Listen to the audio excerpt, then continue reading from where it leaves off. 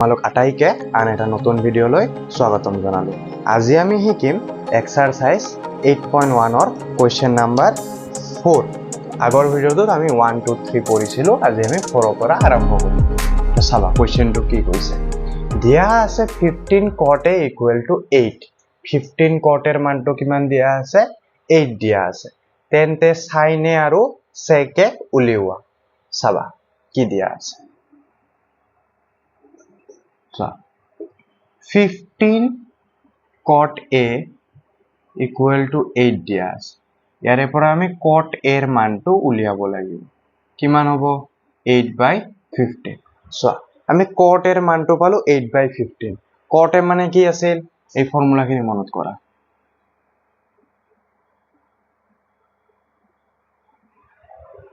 cot a tan a মানে আছিল p/b perpendicular by base। এতিয়া হ'ব তোমাৰ cot a মানে কি হ'ব? উলটি যাব, base by perpendicular।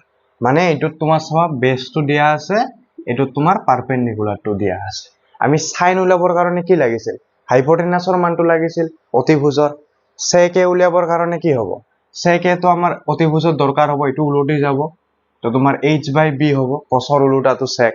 তো তাতেও আমাৰ হাইপোটেনাসৰ দৰকাৰ হ'ব, কিন্তু তো ইয়াতে তো নাই, আমি উলাব লাগিব। তো তাৰে কাৰণে আমি কেনেকৈ লিখিম চাবা। এটা তুমি প্ৰথমতে ABC এটা ত্ৰিভুজ আঁকিব লাগিব। ABC এটা সমকোণী ত্ৰিভুজ আমি আঁকি ল'ব লাগিব। ABC লিখা। ABC এটা সমকোণী ত্ৰিভুজ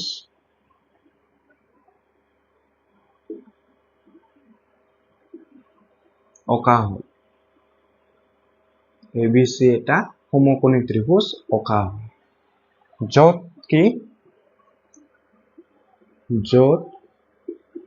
এংগল B ইকুৱেল 90 ডিগ্ৰী আৰু A আৰু C কোণটোটা কি হয়? সূক্ষ্ম কোণ হয়।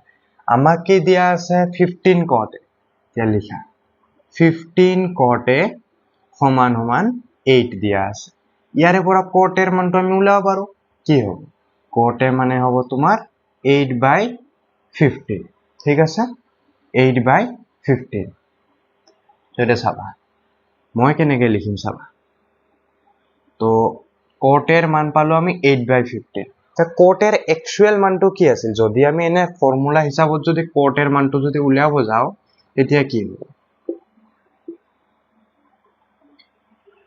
b/p base by perpendicular।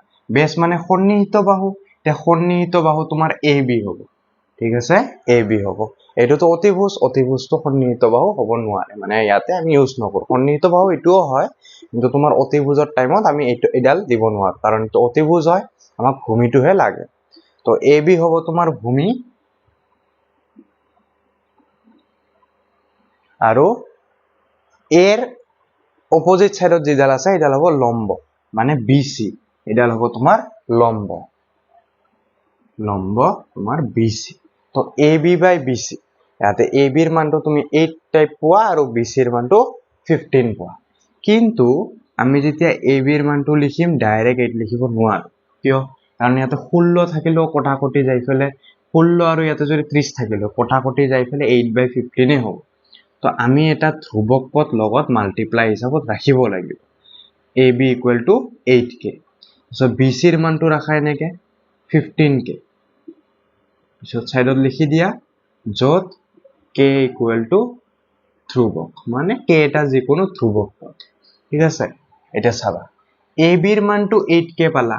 AB এৰ মান 8k, তাৰে পিছত তোমাৰ BC এর মান 15k। BC এর মান কিমান? 15k। তো AC এর মানটো কেনেকে হয়? কেনেকে উলিয়াম? পাইথাগোৰাছৰ ফৰ্মুলা ইউজ কৰিম, হয়নে? মই আগৰ ফৰ্মুলাটো আগৰ অংক কেইটাতো বুজাই দিছিলো। পাইথাগোৰাছৰ ফৰ্মুলা ইউজ কৰিব লাগিব। এতিয়া পাইথাগোৰাছৰ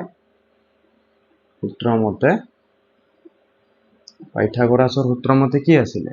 AC square is equal AB square plus BC square. এটা চাবা, আমাক লাগে AC স্কোয়াৰৰ মান। তো AB স্কোয়াৰৰ মান কিমান দিয়া আছে চোৱা, 8k। লিখা 8k whole square plus B C স্কোয়াৰৰ মান কিমান হ'ব বিচিৰ মান 15k তো 15k whole square h square মানে 64 k এৰ উপৰত স্কোয়াৰ থাকিলে k স্কোয়াৰ লিখো 15 স্কোয়াৰ মানে 225 উপৰত k স্কোয়াৰ দি দিয়া দুটা প্লাস কৰা 289 হৈ গ'ল 289 k স্কোয়াৰ কাৰ মান ac স্কোয়াৰৰ মান যে এচিৰ মানটো কি হ'ব ৰুট অভাৰ 289 k স্কোয়াৰ তোমালোকে যদি ৰিভিজন চেপ্টাৰটোৰ ভিডিঅ' চাইছিলা তাতে মই তোমালোকক কৈছিলো যে তোমালোক 20 লৈ বৰ্গ সংখ্যাবিলাক মুখস্থ ৰাখিবা কোনটোৰ কি বৰ্গ আমি তোমালোকে যদি মুখস্থ ৰাখিছা গমে পাবা 289 ৰ বৰ্গমূল কিমান হয় 17 হয় তো এটো হ'ব তোমাৰ 17k তে এচিৰ মানটো পালা 17k ইয়াতে লিখি দিছো এচিৰ মান কিমান পাইছো আমি 17k পাইছো হৈ গ'ল এখিনি লৈ এটা চাবা উলিয়াব কি দিছে sin a লিখা ইয়াতে এতেকে sin a তোমালোকে এখিনি লিখাৰ পিছত লিখিবা তলত লিখিবা জেগা নাই কাৰণে সাইডত লিখি দেখাই দিছো sin a কি হ'ব কি আছিল ফৰ্মুলাটো পাৰপেন্ডিকুলাৰ বাই হাইপোটেনাস তো sin a এৰ পাৰপেন্ডিকুলাৰ কোনটো ইয়াৰে বিপৰীত চাইডে থকাটোৱে হ'ব ইয়াৰ লম্ব তো BC বাই কি হ'ব অতিভুজ কোনটো AC তো লিখি দিয়া BC বাই AC BC ৰ মান কিমান আছে 15k লিখি দিয়া আৰু AC ৰ মান কিমান আছে AC ৰ মান 17k সোয়া k কাটা কাটি যাও যোৱাৰ পিছত কি হ'ব 15/17 তো sin a এর মানটো কিমান পালো আমি 15/17 তে sec a উলিয়াব লাগে sec a কি হ'ব cos a হলে b/h sec a হলে h/b h মানে হাইপোটেনিয়াস কি আছে AC ডাল হল অতিভুজ AC বাই কি হ'ব তোমাৰ তো b টো তলত আহিব b মানে বেস ইয়াৰে বেস কোনটো হ'ব AB ডাল সন্নিহিত বাহু তো AC ৰ মান হল তোমাৰ 17k আৰু AB ৰ মানটো হল তোমাৰ 8k লিখি দিয়া কে কটা কটি যায় এটো হ'ব তোমাৰ 17/8 এনেকে আমি কৰিব লাগিব চাবা নেক্সট কোৱেশ্চনটো কি কৈছে দিয়া আছে sec θ ইকুৱেল টু 13/12 আন ত্ৰিকোণমিতিক অনুপাতবোৰ নিৰ্ণয় গণনা কৰা আন ত্ৰিকোণমিতিক অনুপাত মানে কি তোমাক সাইনৰ মান উলিয়াব লাগিব cosৰ মান উলিয়াব লাগিব tanৰ মান উলিয়াব লাগিব cotৰ মান উলিয়াব লাগিব secৰ মানটো দিয়া আছে cosecৰ মান উলিয়াব লাগিব এই পাঁচটাৰ মান আমি উলিয়াব লাগিব তো কেনেকৈ উলিয়াম চাবা প্ৰথমতে এটা আমি সমকোণী ত্ৰিভুজ আঁকিব লাগিব আঁকিলো এনেকৈ এটা আমি সমকোণী ত্ৰিভুজ আঁকিব লাগিব নামটো দি দিয়া A B C ইয়াতে B টো মই সমকোণ ৰাখিলো আৰু A কোণৰ মানটো মই থিতা ৰাখিলো সো ইয়াতে থিতা দিয়া আছে তোমাৰটো থিতা দিব লাগিব তো লিখা ABC সমকোণী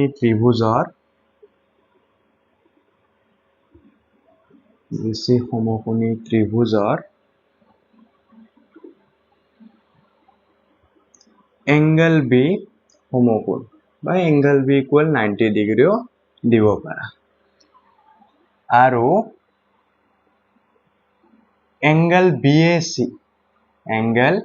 BAC ৰ মান কিমান থিতা ওকে মই কি ধৰিলো এংগল B সমকোণ ধৰিলো আৰু এংগল BAC ৰ মান থিতা এটা চাবা sec থিতাৰ মান উলিয়াব দিছে sec থিতাৰ মান কি দিয়া আছে তোমাৰ 13/12 ঠিক আছে sec থিতাৰ মান দিয়া আছে তোমাৰ 13/12 তো sec থিতা মানে কি আছিল ফৰ্মুলাটো এইখিনি মনত ৰাখিবা পাপা বিৰি পিয়েঙ্গে হা হা বেটা এটো ইউজ কৰিলে ইজিলি তোমালোকে কৰিব পাৰিবা এই কাৰণে মই এটো দিছো sec থিতা কৈছে নহয় তো sec মানে কি আছিল এটো মই কৈছিলো cos b/h মানে কি আছিল cos তাৰে উল্টাটো কি হ'ব sec তো h/b তো h মানে কি হাইপোটেনিয়াস আমাৰ AC ৰ মানটো লাগিব AC ৰ মানটো তাৰ মানে দিয়া আছে sec থিতা মানটো দিয়া আছে নহয় তো AC ৰ মান দিয়া আছে তো এটো হল তোমাৰ AC আৰু তোমাৰ 12 বুলি দিয়া আছে এটা 12 টো কোনটো হ'ব চাবা AC/AB হ'বনে নহয় কাৰণ আমাক লাগে সংলগ্ন বাহু সন্নিহিত বাহু হেতু কোনটো হ'ব AB ৰ মানটো আমি দিব লাগিব AB ৰ মান 12 দিয়া আছে AC/AB ইকুয়াল টু 13/12 মই ধৰি লৈছো এচিৰ মান 13k এবিৰ মান 12k কে এটা কি ধ্ৰুৱক ধৰা হ'ল হৈ গ'ল এটা চাবা এতিয়া মোক কিহৰ মান লাগে এচিৰ মান দিয়া আছে এবিৰ মান দিয়া আছে তোমাৰ আন ত্ৰিকোণমিতিক অনুপাতবোৰ উলিয়াবৰ কাৰণে বিচিৰ মানটো মোক লাগিব বিচিৰ মান কেনেকৈ উলিয়াম পাইথাগোৰাছৰ ফৰ্মুলা ইউজ কৰি এতিয়া পাইথাগোৰাছৰ সূত্ৰ মতে বা উপপাদ্য মতে আমি কি পাওঁ এসি স্কোয়ার সমান সমান AB square plus BC square তো এসির মান কিমান এসির মানটো তোমার দিয়া আছে 13k লিখি দিয়ে ইয়াতে 13k হোল স্কোয়ার এবির মান কিমান 12k তো লিখি দিয়া 12k হোল স্কোয়ার বিসি স্কোয়ারের মান লাগে তো বিসি স্কোয়ারের মানটো এনেকে রাখা 13k হোল স্কোয়ার করলে কিমান পাবা 13 into 13 169 और k होल स्क्वायर लिखि दिले 12 into 12 144 k square plus bc square आक bc ৰ মানটো লাগে তো তুমি এনেকে ৰাখা 169 k square minus 144 k square equal bc square minus কৰা 9 ৰ পৰা 4 গলে কিমান হ'ব 5 তাৰে পিছত তোমাৰ 6 ৰ পৰা 4 গলে 2 25k square equal bc square ইফালে আনা bc square to bc square equal 25k square ইয়াৰে পৰা bc ৰ মান কি হ'ব root over 25k square তাৰে পৰা আমি পাও root over 25 মানে 5 আৰু k square মান k square ৰ পৰা k আহিব তো আমি পালো bc ৰ মান 5k bc ৰ মান পালো 5k এচিৰ মান 13k দিয়া আছিল এবিৰ মান 12k দিয়া আছে সো এটা তিনিটাৰে মান পালো এতিয়া আৰু ইজিলি আমি উলাই দিব পাৰিম গুটেখিনি আনে না এতিয়া লিখা এটাকে sin থিটাৰ মান কি আছিল p/h p/h p মানে ইয়াৰে লম্ব কি হ'ব bc বাই কি হ'ব h h 13k h তো হ'ব তোমাৰ ac লিখি দিয়া এবাৰ পিছত লিখিবা 13k আৰু bc ৰ মানটো কিমান দিয়া আছে 5k k k কটা কটি গল গৈ পিনে 5/13 থাকি গল sin থিটা পালো cosec থিটা আৰামত পাই যাবা cosec থিটা কি হ'ব sin থিটাৰ উল্টা তো ইয়াতে যদি bc/ac আছে এটো কি ac/bc কৰি দিয়া উল্টাই লিখি দিয়া 13/5 হৈ গল sin থিটা পালো cosec থিটা পালো এতিয়া চাবা sec থিটাটো দিয়া আছিল sec থিটাৰ পৰা আমি cos থিটাটো ইজিলি উলাব পাৰো তাৰে উল্টাটো হ'ব হলো আমি কৰি চাও দিয়া cos থিটা আছে নহয় cos থিটা মানে কি হ'ব ইয়াৰে লগত লাগি থকাটো মানে ab সন্নিহিত বাহু ab/ac কাৰণ base by hypotenuse base to কোনটো ab hypotenuse to ac ab/ac ab ৰ মান কিমান 12k ac ৰ মান কিমান 13k কিমান হ'ব 12/13 cos থিটা পাই গলো sec থিটা দিয়াই আছে আমাক লাগে tan থিটা tan থিটা এই ফৰ্মুলাৰ এই দুটাৰ পৰা উলাব পাৰো যে sin থিটা বাই cos থিটা 5/13 divided by 12/13 13 কটা কটি গৈ কি থাকিব 5/12 তেনেকৈ উলাব পাৰো বা যদি কৰি চাও বুলি ভাবা কৰিও চাও পাৰা tan থিটা কি হ'ব p/b ইয়াৰে অপোজিট সাইড থকাটো হল p মানে bc বাই কি হ'ব b মানে ab bc/ab